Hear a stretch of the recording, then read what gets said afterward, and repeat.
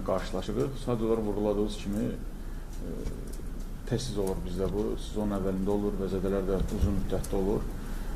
Bizim qismətimizdə belədir. Çalışırıq ki, buna adaptasiya olaq, amma çox çətindir. Çünki manevr eləməyə vaxtım çox az olur. Hər hansı bir həmlə eləməyə vaxtımız çox az olur.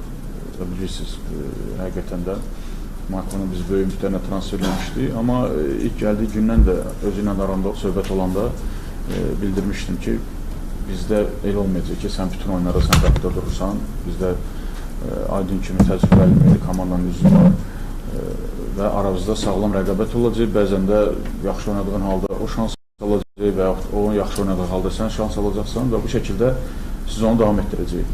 Və o yüzden də Markonun zədələnməsi bir tərəfdən bizi məyus edir, amma diğer tərəfdən narahat eləmir. Çünki Aydın kimi təcrübəli qapıcımız var. İnşallah ki, fikirləşirəm ki, Aydın Markonun yoxluğunu hiss etdirməyəcək. İkinci son mənim üçün komandasının heyətində Gürcü futbolçuları da var, özləri komandasının faizəsində var.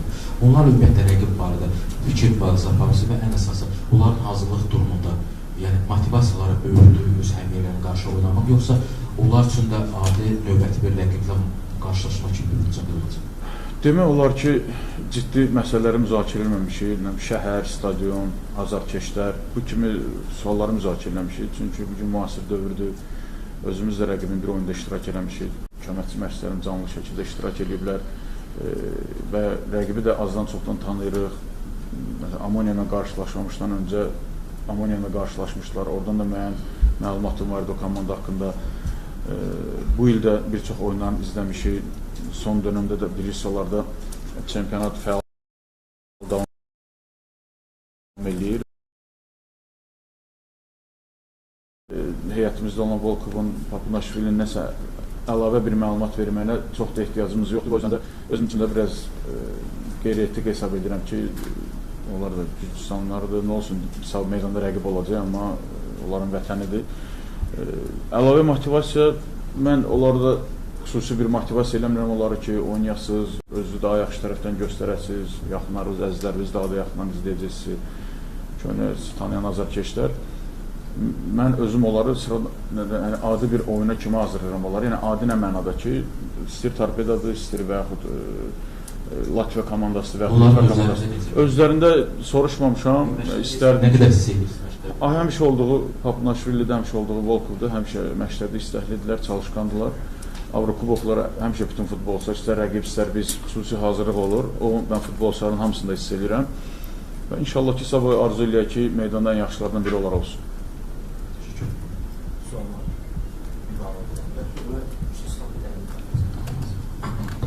Uğurlar arzulayıram. Çox sağ olun.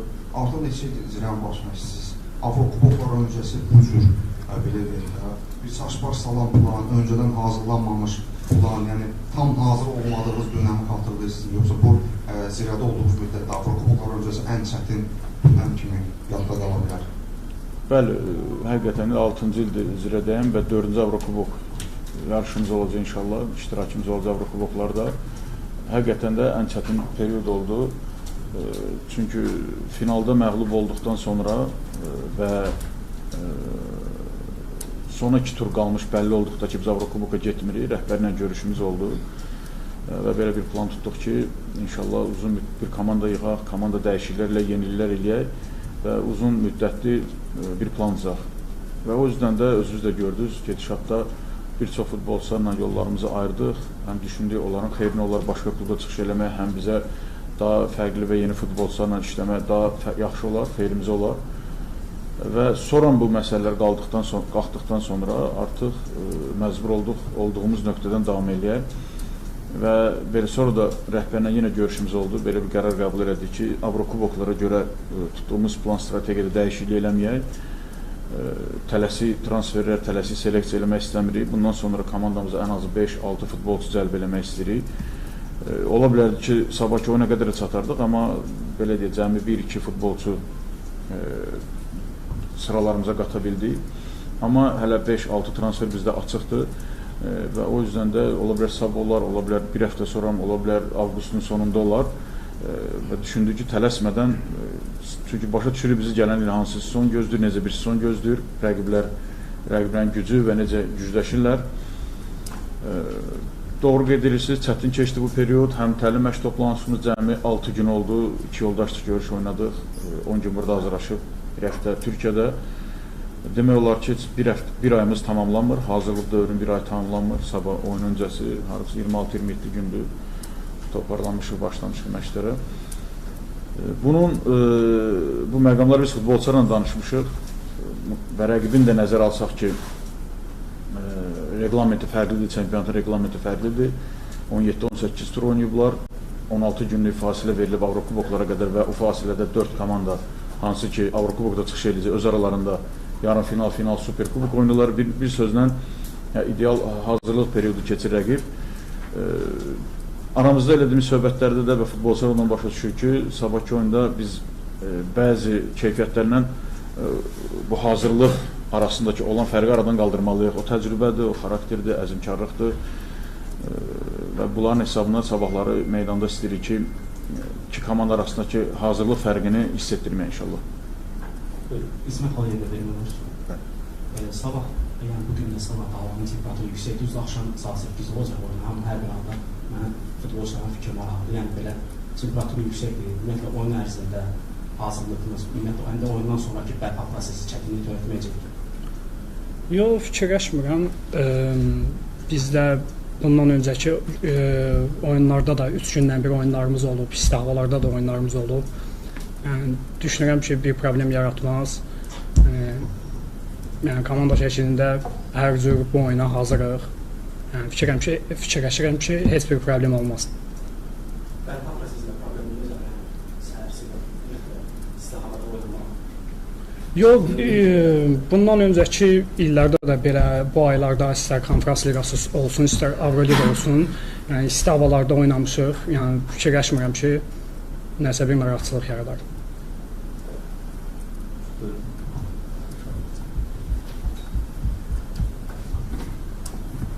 Orxan sən salamlar, Murad uğurlar arzulayıram. Çox sağ ol. İnşallah sabah qəribə bizim. İnşallah.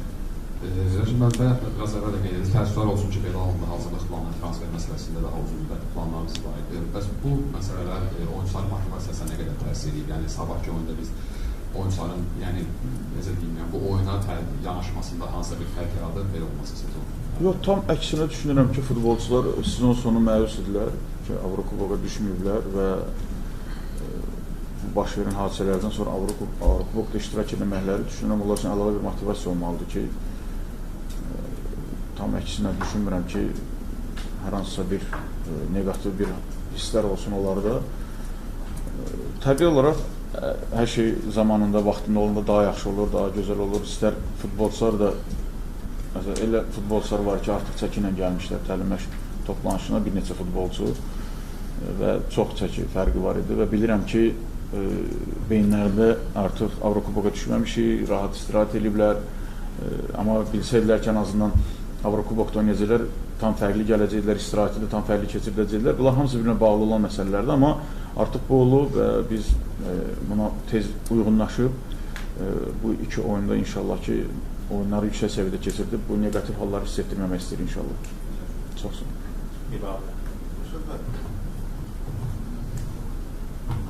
Mesela bu təbii ki, hər şey Avrokubokla bitmir də, yəni qarşıda çox ağır bir sezon var, rəqiblər də görürsünüz, güzəllər. Bu test tələssik hazırlıq, siz özünüz bir müddət əvvəl demişdiniz ki, Avrokuboklara getməsə hətta sizi cəza gözləyilərdi. Yəni, o məcburiyyət olmasaydı, yəqin ki, getmək istəməzdi, nəyə görə dedim? Çünki bu test tələssik hazırlıq, qarşıdakı o mövzumda istədiyiniz hədəflərə yer daxili liqada çatmağınıza nə dərəcədə təsir edəcək, nə dərəcədə sizi mənfi təsir edə bilər? Yox, getmək istəmirdi sözü işlətməyim, amma belə də bu məsələlər başlayanda, məsələlər, müzakirələr qalxanda bizim getmək istəməməyimiz nə dərəcədə proseslərə təsir eləyə bilərdi, eləyənməzdi. İlk növbədə rəhbəri bunu müzakirə edirdi. Yəni biz imtina edəcəyimiz şəkildə bu Turanın getməyinə kömək eləyə bilər, yoxsa yox. Orada bildirir ki, yəni sizin imtina elədiniz, eləmədiniz, siz 5-i tutdunuz, siz onu tutdunuz və yaxud kəpəz 5-i tutdu, karvan, bunların heç bir adiyyəti yoxdur prosesə. Bunların ayrı bir 2019-cu ildə baş verən bir işdir, prosedura ayrıca baxılacaq. O komanda getmirsə, onlara maraqlı deyil kim tutub 5-ci yer, 6-cı yer və ondan sonra növbəti komanda gedir. Sonra belə bir müzakirə oldu, əvvəllərdə olmuşdu bu ki, bəs imtina eləməyə imkanı var yoxsa yox. Məhz onunla bağlı idi ki, biz də rəhbərlə danışıldı, bildirdi ki, planı belə tutduq, komandanın yarısı yoxdur, komandanın çoxsunu göndərmişik və böyük ehtimal tez transfer edib komandanın heyəti formalaşdırmaq çətin olacaq. O müzakirədə getdi, biz də zəng edib maraqlandıq, bildirdilər ki, yox, cəza olacaq, çünki hamımız lisenziya şeyindən keçmişsizlər, vaxtıkən Avrokubokda çıxış etməklə bağlı müraciət eləmişsiniz, qeydiyyatdan keçmişsiniz və imtina eləmək də şansı yoxdur. Deyək ki, yox, istəməzdi, indi bu günləri mənə desələr ki, istəmirsən sabah oynamaq, indi fürsət yaranıb, təbii olaraq gedib oynayacaq, hamı istəyir Avrokubokda oynasın. Amma bu Turan Toz komandasının haqqı idi, hamı istərdi ki, onlar iştirak eləsinlər. Bu il olmadı, hamıdan çox arzu edəcəm gələn il onlar ilk üçlüdə olsunlar, Avrokuboka gedən mütləq komandalardan biri onlar olsun. İndi artıq elə bir gəlib çıxıb ki, sabah artıq oyundur, hal-hazırda ancaq oyun haqqında fikirləşirik ki, həm Azərbaycanı, həm klubumuzu layiqli şəkildə təmsil edək inşallah. Test tələsik hazırlaşmaq sezon ərzində nə dərəcə təsir edir sizə? Necə sığorta oluna bilərsiniz sizə? Biz də çalışırıq ki, yəni, o hazırlığı tək Avrokubokla bağlı qurmayaq. Və əsas da onu seleksiyada nümayiş etdiririk ki, bir çox futbolçular var ki, tələm-tələsik müqavilə bağlayıb, heyətimizi genişləndirib, heyətimizi daha da gücləndirə bilərdik, amma sezona o kifayət eləyəcəkdi, yoxsa yox, o sual idi və sual olan oyuncularla məhz ki, illa ki, tez Avrokuboka götürək oyuncu eləmədik onu.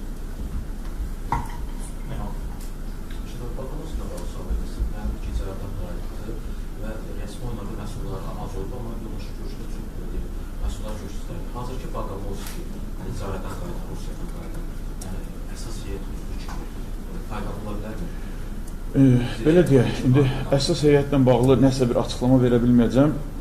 Onu deyə bilərəm ki, həqiqətən də yaxşı qayıdıb Rusiya çempionatına. Təbii olaraq fərqli bir çempionatdır, fiziki cəhətdən qüvvətli bir çempionatdır və oradakı toparladığı təcrübənin ona faydası olduğu görsənir. Amma indi inşallah o nə qədər rəsmi oyunlarda özünü göstərəcək, o artıq sualdır, onu sabahdan biləcək inşallah və düşünürəm ki, bugünkü forması, bugünkü idman forması əsas heyətdə başlamağa da imkan verir və son qərarlarımızı sabah verəcək inşallah. Çalışırıq ki, həm meydana buraxacağımız 11-i, həm sonradan meydana daxil olacaq 5 futbolçu sonuçda istədiyimiz nəticəni əldə edə bilək inşallah, faydaları olsun.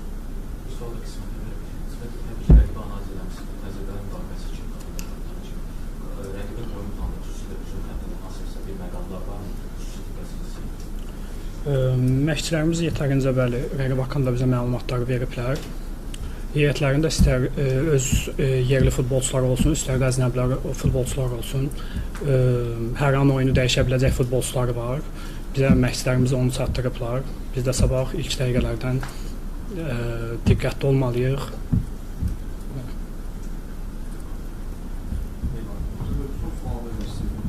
Dünya çempionatı təbii yəqin istəyirsiniz. Dünya çempionatında bir yeniliklər oldu, istər su fasiləsi. Su fasiləsi deyəndə harca time-out kimi görünür. Bunun Avrokuboklarda da tətbiq olunmasını nə dərəcədə müsbətdən aşırsınız? En azından futsal kimi bir 20-25 dəqiqədən bir time-out olunması nə deyək? Belə ümumən faydası olar. Mən düşünürəm ki, məsəl üçün pandemiya dövründə 3 dəyişiklikdən 5 dəyişikliyə keçməsi, sonra görürsünüz ki, bütün klublar bundan məmnun qaldı və son zamanlar oyun sayılarının artması, sıx qrafiki nəzərə alıb, oyunların intensivliyinin artmasını nəzərə alıb, idmançıların da sağlamlığını düşünərək arada 2 dəqiqəlik fasilə bəlkə də müəyyən səviyyədə faydalı ola bilər. Şəxsən mənə xoşdur, yəni baxıram, düşünürəm ki, yəni bu futbolçuları düşünərək atılan addımdır. Olsa pis olmaz, yaxşı olar. İndi bilmirəm, o hava şəraiti ilə bağlıdır ki, havalar çox isti keçir, yay ayları ilə bağlı yoxsa yox. Onsuz da yay aylarında bu fasilə var idi, əvvəllər də var idi. Sadəcə olaraq bu dünya çempionatında daha uzundur, 2 dəqiqəlik fasilə və indi bunun davamlı şəkildə olub-olmayacağını indi yəqin növbəti günlərdə, aylarda biləcək inşallah. Sağ olun. Sağ olun.